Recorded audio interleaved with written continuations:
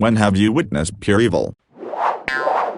I saw a man beating what was apparently his 3-year-old granddaughter with basically a tree branch. He was an elderly guy, had to have been 70 or so. This was in the middle of the city. God knows where he even got that thing. This was in Buffalo, New York. Immediately got involved, and I and some bystanders got the cops and they carted the guy away. He was going on and on about how many times he'd been arrested before, almost bragging. The girl had such sadness in her eyes that it never left me, and when I approached the guy to make him stop, the little girl actually ran up to him and was hugging his leg. She must have been so used to abuse at that point that she didn't recognize how evil this person was. The look in her eyes was heartbreaking. I had gone to that city alone randomly to check it out and see what it had to offer, and that was the first thing I saw upon leaving my car. It broke me, and I just spent the whole night at the hotel, then just randomly walking the streets. Yeah, that'll do it. Especially kids. Saw the same with some guy beating the shit out of his GF after he nearly ran over her head with his car because she jumped out of their moving car. He stopped and went after her. He was twice her weight easy. I ran up and got between him and her. Be careful when doing this. Always keep an eye on the victim. They can turn on you. Now he had someone bigger than him to deal with. Kept on treating me. I said go ahead, hit me. Wish he would have. There was cameras all over. Escorted her into the building and handed her off to security there. Went back to my home country a while ago and went on a little trip to a farm one night with my family and my uncle's family. The kid was really weird, and when we got to the farm he saw the dogs, went all the way around the fence, like a 2-minute walk. Started fucking picking it up one leg and dropping it straight to the ground as high as he could. It was a poor baby, and by the time that I got to him I wanted to literally choke him out, but he was like 9 and I was 13 at the time, so it wouldn't go well. So I grabbed his hand and literally had to drag him away from them, but right before I could he grabbed the dog and threw it onto the ground with all of his strength. The poor thing looked like it was on the brink of death. By the time I got to our parents my mom was utterly confused, and his parents just laughed her and said it's okay, I never want to see them again. The kid is an actual psycho and no one. The older brother of one of my friends killed my sister's pet rat when we were kids. Then he tried to play it off like he hadn't and gave it to his sister so that she would take the blame. I remember her walking up to me and my mom with Sparky in her hands, laying on his back completely motionless, saying, "I think there's something wrong with Sparky." Her brother had snapped his neck by shaking him to death, while laughing. I remember him laughing. He was always weird, but he wasn't really welcome at our house after that. My mom ran into his mother a few years ago and found out that 1, he had recently gotten a girl pregnant, 2, his mother never fully trusted him after he killed our pet, and 3, she was terrified of what could happen to that baby. When I was a teenager I used to volunteer in the preschool at church. One week I was helping with the 2-year-olds. We had a new girl come in, tiny and adorable. By the end of Sunday school class all the other kids were terrified of her. With absolutely no expression on her face, and totally silent, she had attempted to strangle a little boy, bit another hard enough to draw blood, smacked a girl across the face, poured her drink out on another, and pinched and kicked me and the other volunteer repeatedly, not to mention dumping her snack on the floor while staring me in the eye, throwing toys in the garbage, and attempting to pull the microwave off the counter. I've dealt with difficult children before, but her totally lack of emotion was very unnerving. I'd ask when, where this was, in case I was the other teenage assistant in that class. But in my case it was in Mother's Day out for 4- and 5-year-olds, 3 hours a morning during the summer, same type of thing, tiny, delicate, cute little girl, light blue eyes, white blonde hair barely brushing her shoulders. The days she was scheduled to come, the 3 of us, teacher and 2 assistants, prepared by removing all scissors and sharp or hard objects from the children's reach. If another kid annoyed her by innocently doing something like picking up a crayon she had her eye on, With no change of expression, she just stabbed the kid with whatever was handy, or belt them with something hard with some weight to it. But we couldn't exactly remove all the kid chairs from the room, so we just stayed alert and ready to grab a chair out of her hands when she went to belt the child with one, because she didn't have anything else to assault them with. There could never not be an adult eye on her, or some other kid would be screaming and probably bleeding, bruised, or both. She wasn't quite the hurricane of terror yours was,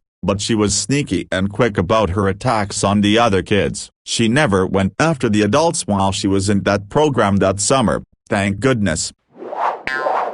This one didn't pour milk on anyone, but somehow some other child's new full milk carton would end up on the floor if she was next to them. Same thing, her expression and even body language never changed. I can still see her now, with her still expression. There was never an instant's warning. We didn't read her, we read a situation that would set her off. Every time. Pretty much everything little kids do when they are together. Her face was absolutely neutral while she was swinging a chair at another child. She never looked excited or upset. It was just another moment of her day while she stabbed at someone or knocked their milk over. Every day when her mom came to pick her up along with two other sisters, the teacher would take Mom aside for a few moments quiet chat. Never saw Mom do more than nod. I'm sure she'd heard it before. While the oldest sister whispered non-stop into little Holy Terror's ear. I somehow got the idea that the 3 years older sister had weaponized this little blonde terror in her own interests.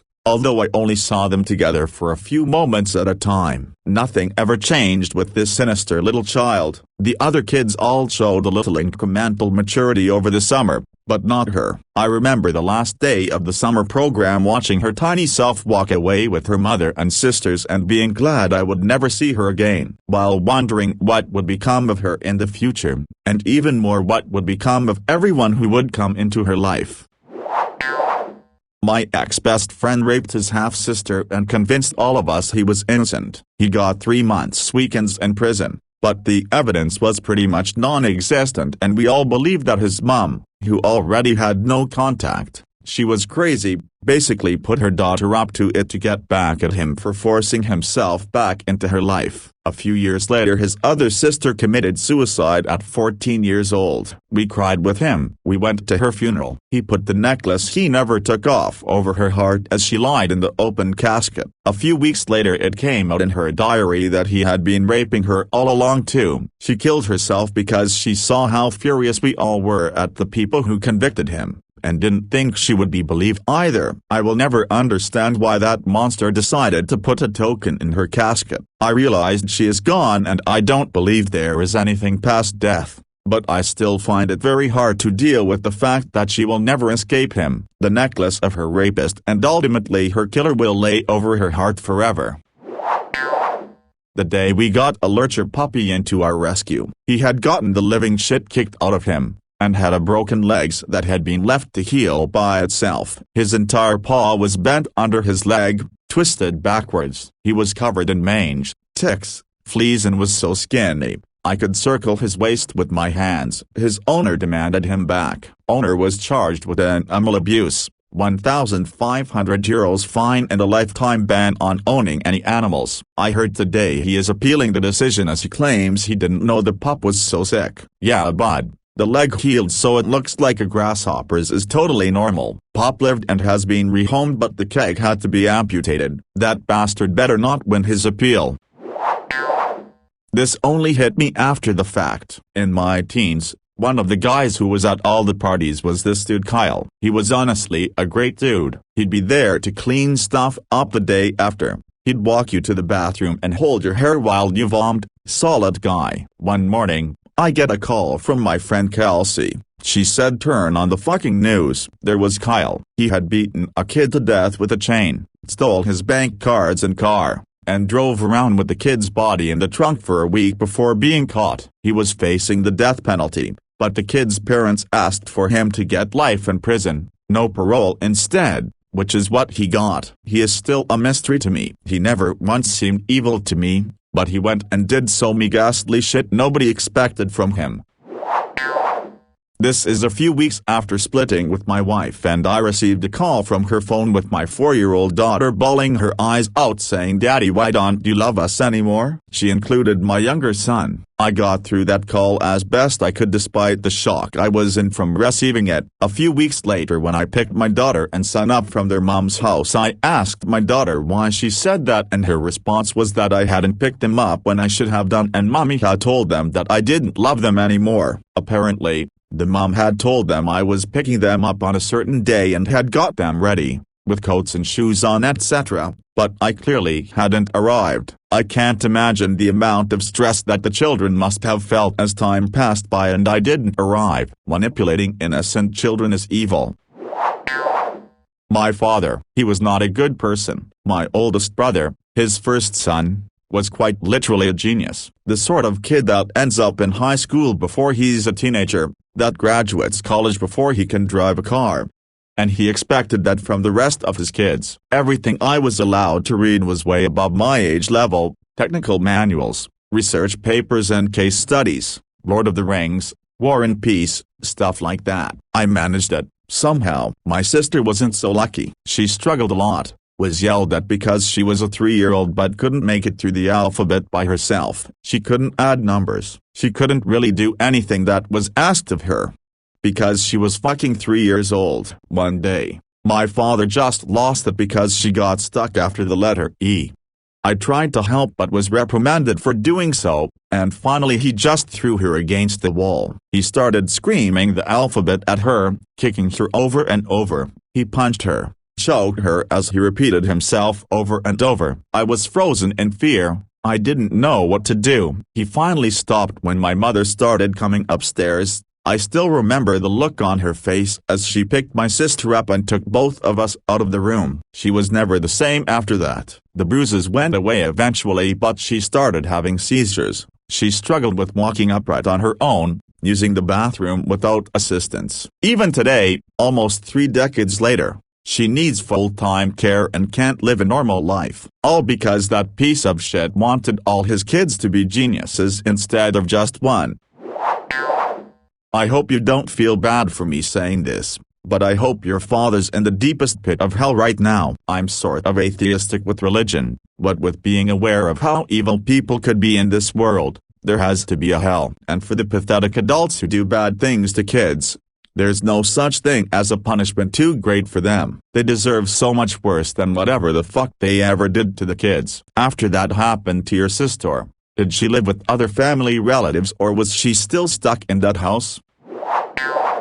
When I was a kid, maybe 7, my mom took me and my cousin who was around my age to this indoor playground arena type thing for kids. They had giant styrofoam building blocks and my cousin and I spent about an hour building an intricate badass castle out of these big blocks. Anyways, we're like almost done with the coolest fort ever. All of a sudden this kid around my age at the time comes and knocks the whole fort down, and he's ripping styrofoam blocks in half and throwing them at us and just being a little shit. Anyways, he all of a sudden runs back to his mom, who starts praising him. Yes, praising her son for doing that, giving him high fives, and she's laughing hysterically. The mom sees me standing there sad, confused, and teary-eyed in a pile of my wasted work. I watched as she gets this shitty khaki country grin on her face, walks up to me, bends down, puts her nasty face in my face and says, "Are you gonna cry?" And then she starts laughing at me and my cousin, then walks away. We were like 7 and she was in her 30s maybe, but I just will never understand what the joy she got from any of that was, and it was that moment I kinda realized not everyone is nice and are going to be nice to you. When I put together the story of what happened to me many years after I was raped, I learned that my rapist had punched and kicked me, an unconscious, defenseless and drugged 14-year girl, in the face and in the torso. He did this for absolutely no reason, just to be cruel and to feel powerful. I was unconscious and unable to fight, but he beat me very badly anyway. I wasn't awake to witness it, but I vividly remember the excruciating pain, and not knowing how I got hurt back then, or why anyone would want to hurt me. I didn't know then that people could be so evil, and so cruel. I do know now. After yet another argument with my mom over my depression, where I tried to explain that my cat's abrupt violent death had left me severely depressed, and she tried to explain to me that cats are furniture and it's impossible to be emotionally attached to pets, she stormed out of my room, went to fetch my last surviving cat, and strangled her in front of me. Once I broke down and tried to claw my poor cat out of her grip, she released the cat with a smirk and proudly announced that she was faking and only pinching the animal's leg to get reaction out of me. I want to preface this with the warning that this is obviously a huge outlier, and that's exactly why it's so horrible. But I was once at a concert, pre-COVID, where obviously people just sort of push their way to the front. This girl and her group get near the front, but there's a couple in front of them. The girl tries to push her way in front of them, but they're literally leaning on the crowd divider between the crowd and the stage, so there's really no way to squeeze in front of them. So the girl starts screaming at the guy to give her some space or she'll make him. The guy's partner tries to calm things down and squeeze the two of them together a bit, but clearly not enough to create a whole extra space for this girl and her group. So the girl starts screaming bloody murder, calling for the security guards that are patrolling behind the crowd divider and the stage, telling them that the guy tried to stick his hands up her skirt. The couple called bullshit. A couple of us standing nearby called bullshit, but the security guards still kicked the guy and his partner out. And the speed with which the girl went from crying to giddily taking their spot, not just okay but clearly proud of what she'd done. Evil. Something like this happened to me at a concert. 30 minutes in, the outdoor venue was packed and standing room only. This very good-looking woman in her 20s moved to push her way in front of me. I resisted and said, "Hey." She turned and got in my face and said, "Shut your mouth, little boy, or I'll scream rape and my boyfriend will kick your ass." She then deliberately stood on my foot to pivot away, while her boyfriend flowed his way around me, facing me menacingly the whole time. My only consolation is the thought that one day she'll play Let's You and him fight with the wrong fucking person, and will get the opportunity to watch her boyfriend and maybe herself receive the kind of brutal beatdown she was looking to dish out. I wasn't exactly a witness to it, but a while back a video of a cartel killing was kinda circulating. Some people might know the one I'm talking about. I've never watched the full video, but I unfortunately saw screenshots of it by accident. It was a man, apparently a police officer but I'm not sure, and his son. The son couldn't have been older than 15. They beheaded the man in front of his son, and then they cut the boy's still beating heart out of his chest while he was still conscious. After seeing it, I just felt kinda off for a few days. I'm lucky to live in a pretty safe country, and I'd never seen anything like that in my life. I don't know what business they had with the man, but the poor kid didn't deserve what they did to him. He was just a child. That was just pure evil. When I worked in a convenience store, I served an elderly lady who had a lot of shopping. She had 2 heavy bags full of food. I packed her bags for her, and a colleague of mine offered to help her take them to her car when she said she didn't have a car and was going home by bus. Then a woman who was standing nearby asked her which bus she was getting, said she was going the same way, and offered to carry her shopping to the bus stop. The elderly lady was happy with this arrangement, thanked the woman profusely and handed her shopping over. They both left the store together. Then the woman broke into a run and took off with both bags of food, jumping onto a nearby bus and then laughing and giving the finger to the elderly woman stranded on the pavement as the bus drove away. I have to wonder about the soul of those who willingly take advantage of vulnerable people.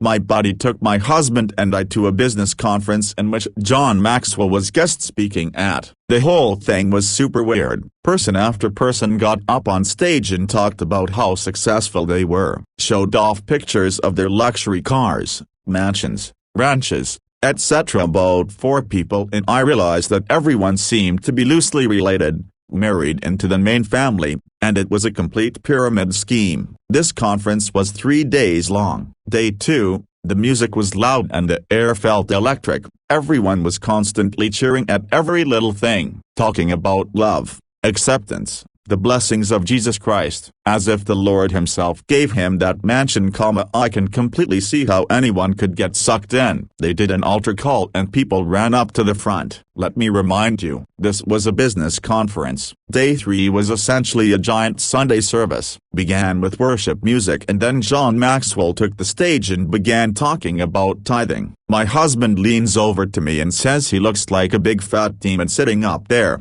I shit you not, he did. That man oozed evil. I suddenly felt trapped. I realized all these poor young people were being scammed, and the audacity he has to prey on them using Christianity, robbing them of not only their money but potentially their youth. It still makes me feel sick. Fuck you, John Maxwell, and anyone else in Amway-related dealings.